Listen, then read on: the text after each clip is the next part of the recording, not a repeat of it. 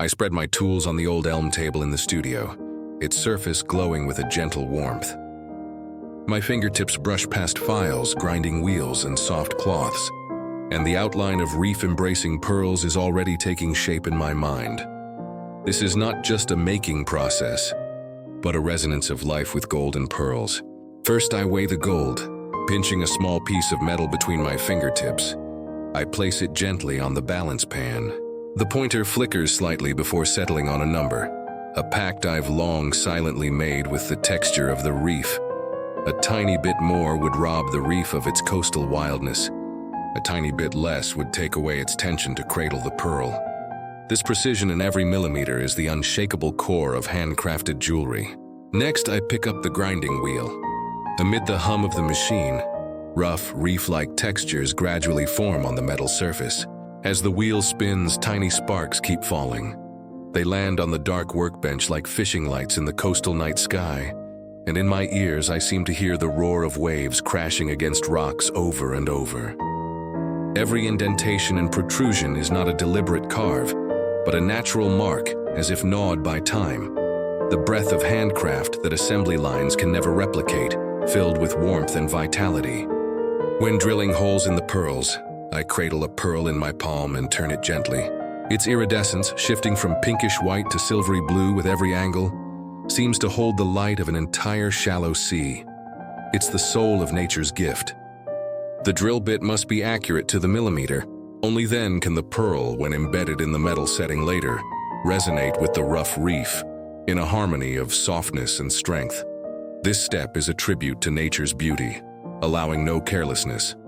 Sparks from spot welding dance at my fingertips, carrying a faint burning heat. The structure of the metal reef petals takes shape quietly amid the flames. Those invisible welds hidden in the textures are my secret support for the reef, strong enough to withstand years of touch, yet subtle enough to leave no trace, like the hidden rocks beneath coastal reefs, quiet but firm. When filling gaps with gold, I become the most meticulous mender, holding a fine needle to fill every tiny crack under a magnifying glass. Others may laugh at my fussiness, but they don't understand.